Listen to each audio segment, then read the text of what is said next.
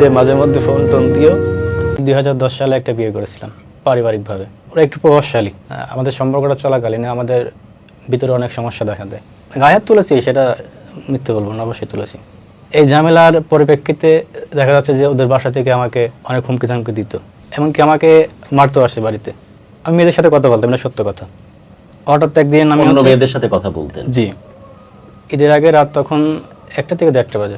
ঘরে ঢুকছি, পরে আমাকে বলতেছে, আচ্ছা তুই এত রাত পরে মেয়েদের সাথে কথা বলে বাড়ি আসতেছিস। এই কথাটা বলার পর আমার মাথাটা গরম হয়ে গেছে, কারণ যে অন্যটা করি নাই সেটা আমি নিতে পারবো না।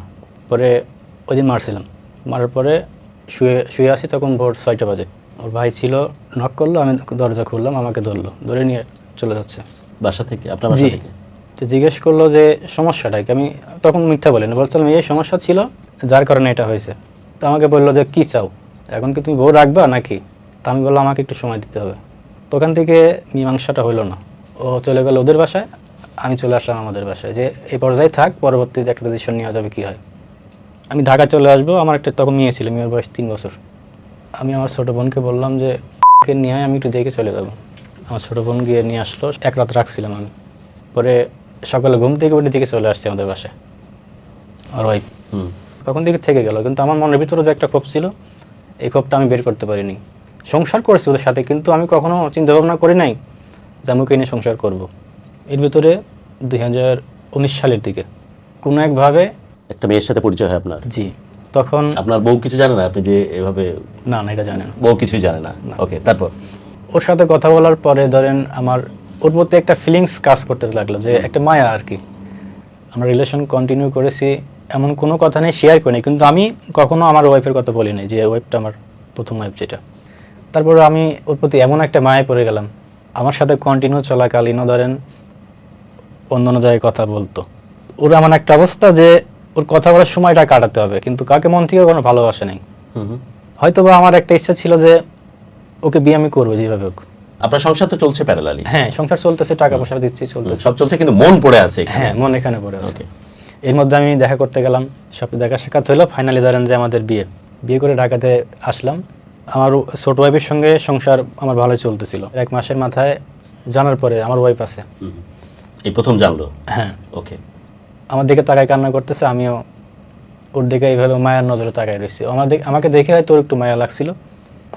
পরে বলতেছে যে তুই কেন করলে এই কাজটা, একটাবার বলতে পারতাম, তাই বললে তো তোমার পাইতাম না আমি। তারপরে বিষয়টা বললো যে আমি বাসায় জানাবো না, সব কিছু মেনে নেবে, শুধুমাত্র আমি যেন বাড়িতে যেতে না পারি, আগের বয়সের যেন সম্পর্ক না রাখে। জি।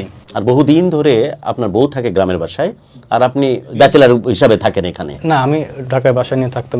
বিয়ে করার পর তো তাকে নিয়ে থাকতেন, তার আগেও তো ব্যাচেলার হিসাবে এখানেই থাকতেন, সো ওরা জানতেও পারতেছেন আপনি কি করতেছেন ঢাকায় বেসিক্যালি। ওকে, তারপর? আমি ওকে বোঝাই রাখতাম যে আস্তে আস্তে সব কিছু ঠিক হয়ে যাবে, আমি বড় বড় কট করে ডিভোর্স দিতে পারবো না।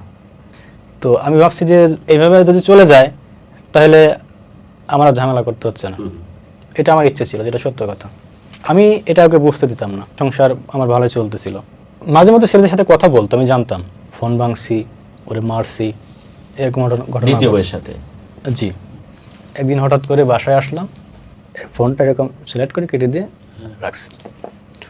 তো আমি ফোনটা হাতে নিয়ে দেখি যে ভিডিও কলিং 17 মিনিট মতো। ওর আগে কথা বললে আমি ওকে মারধর করতাম, কিন্তু এইবার আমার মনে হলো কি যে আসলে আমার কাছে থাকতে চায় না, যেটা সত্য কথা। আমি ছেলের সাথে কথা বললাম যে আপনি কি বিয়ে করতে চান, আমাকে বলতেছে আমাকে বিয়ে করতে চাই। এখন ছেলের সাথে কথা বলবো আমার শেষ করে বলতেছি যে তুমি চলে যাবা, ঠিক আছে, তুমি আমাকে বলতে যে তোমার এই সমস্যাটা ছিল, আমি সমাধান করতাম। আপনি বিশ্বাস করবেন, আমি মিথ্যে কথা বলবো না, আমাকে ডিভোর্সের জন্য কখনো চাপ দেয়নি। আমার ভিতরটা ফেটে যাচ্ছে, ও রান্না করতেছে, খাচ্ছে, আমার জন্য ভাত রেখে আসতেছে, আমি শুধু বসে বসে কান্না করতেছে ওর জন্য। আমি বললাম যত চলে যাবার তুমি 2টা দিন আমার সাথে থাকো, 2টা দিন থাকো, আমি একটু দেখে নিয়ে মনে করে। আমি ওর যা যা লাগে সবকিছু করে দিলাম। বউকে এখন পাত্রস্থ করতেছেন স্বামী হয়ে নিজে, রাইট? জি।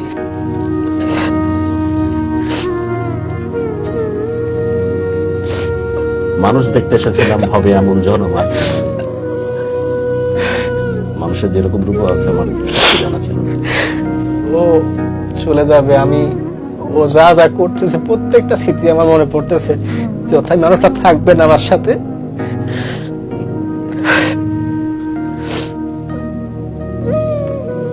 এই 2টা দিন আমাকে যে ভালোবাসা দিছে আমি সারা জীবনে বলবো না। ও আমাকে বলতেছে চলে যাবো, চলো এখানে যাই ওখানে যাই, যাইতেছি আমার পুরো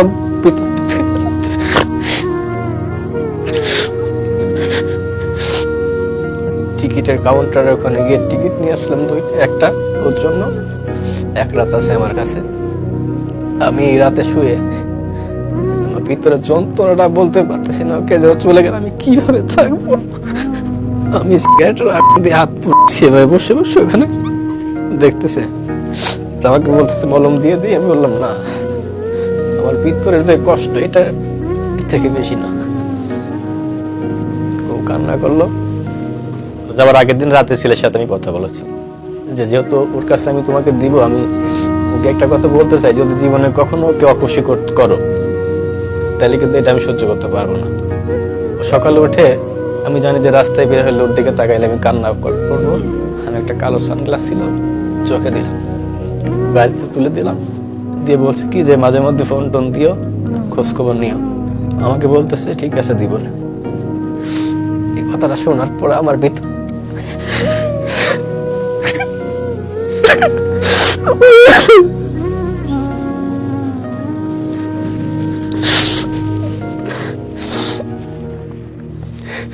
তোমার নিজেকে কেমন মনে হয়, মানুষ হিসেবে কেমন? আমি খারাপ।